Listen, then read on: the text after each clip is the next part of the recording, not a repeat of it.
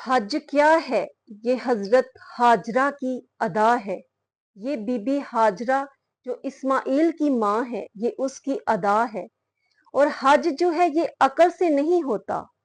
اگر ہم عقل کو دیکھیں تو پھر حج ہی نہیں ہوتا۔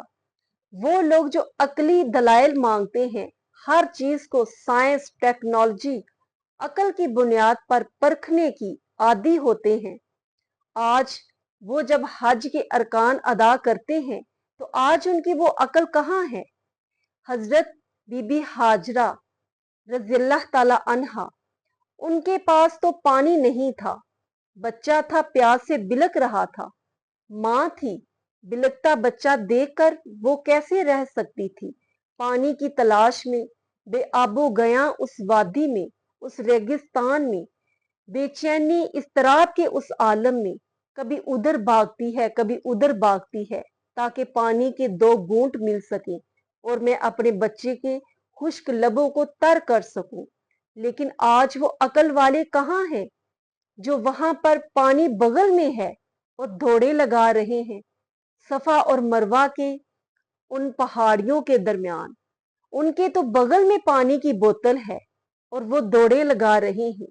یہ عقل تو نہیں، یہاں عقل کا تو نام و نشان نہیں، یہ تو عشق کی ادائیں ہیں جو وہ ادا کر رہے ہیں۔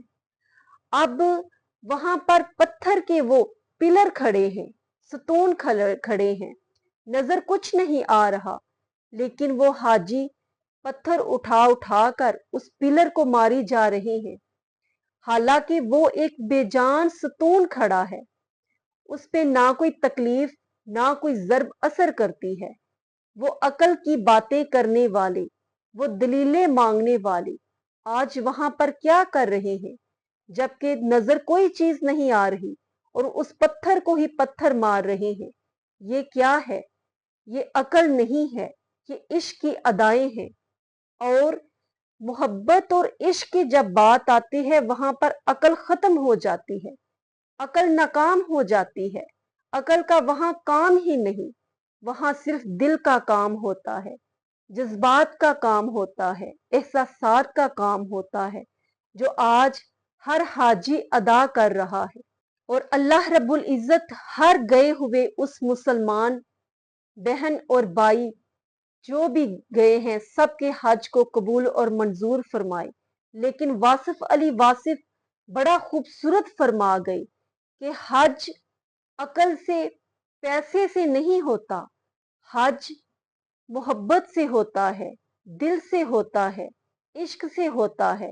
اور حج جو ہے وہ اللہ کے لیے ہوتا ہے، اور جہاں اللہ مل جائے وہیں حج ہوتا ہے۔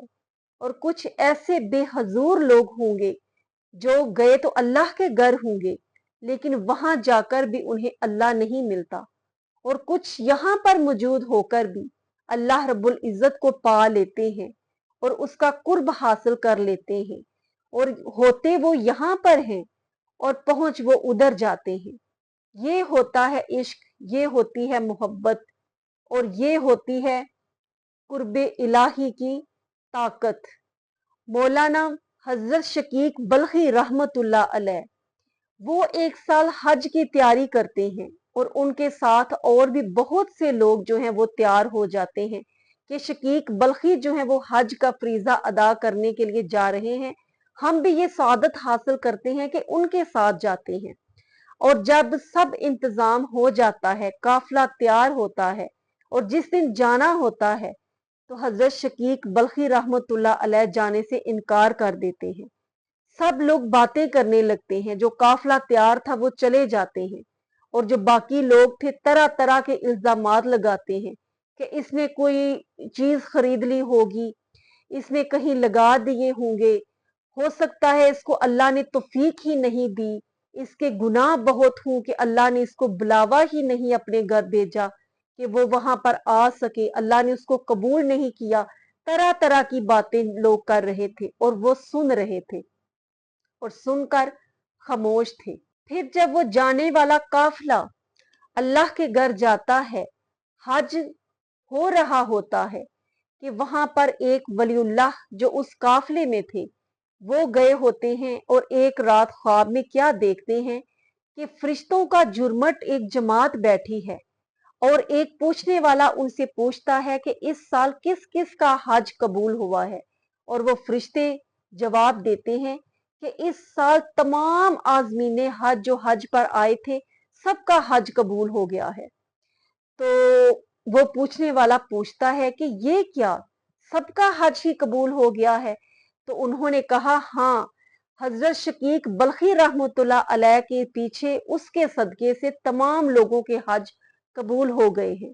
वो बुजुर्ग वलीउल्लाह कहते हैं कि मेरी आंख खुली तो मैंने सोचा कि वो तो आए ही नहीं। फिर मैंने सोचा कि हो सकता है चुपके से हमारे पीछे से आ गए हूं। फिर जब मैंने सुबह देखा, पूछा, तलाश किया, पता चला कि वो नहीं आए। हज खत्म हुआ। जब काफिला वापस आया, वो सबसे पहले भागे हुए शकीक बल्खी के घर गए और जाकर उनसे पूछा कि मुझे बताओ कि तुम हज पर नहीं गए, तो फिर ये क्या बात है कि तमाम लोगों का हज तुम्हारी वजह से कबूल हुआ? क्या अमल तुमने इस तरह से किया? बहुत इसरार के बाद हजरत शकीक बल्खी रहमतुल्लाह अलैह ने फरमाया कि जिस दिन जाना था, काफिला तैयार था, उस दिन मैंने देखा कि एक औरत जंगल में एक मुर्दार पड़ा हुआ है, मुर्दा जानवर, उसका गोश्त काट रही है और काट कर अपने घर जाकर हंडिया में डालकर पकाना शुरू करती है। मैं पीछे गया और जाकर देखा तो मुझसे रहा ना गया। मैंने उस औरत से कहा कि ए औरत, तू हराम पका रही है, क्या वजह है? उसने कहा कि आज 7 दिन हो गए हैं, मेरे बच्चे भूख से बिलबिला रहे हैं और अब हाल ये है कि जान निकलने को है, तो इसलिए उनकी भूख मिटाने के लिए, उनकी जान बचाने के लिए मुर्दार लाकर पका रही हूं ताकि उनकी जान बचा सकूं। अल्लाह हमें माफ फरमाए।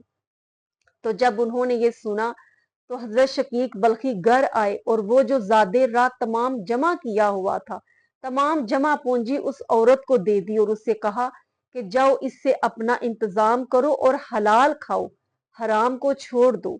फिर उस बुजुर्ग ने, वलीउल्लाह ने जाना कि इस राज की वजह से अल्लाह रब्बुल इज्जत ने शकीक बल्खी को रूहानी तौर पर हज की सआदत भी अता फरमाई और उनके सदके से तमाम आजमीने हज की हज भी कबूल फरमाए।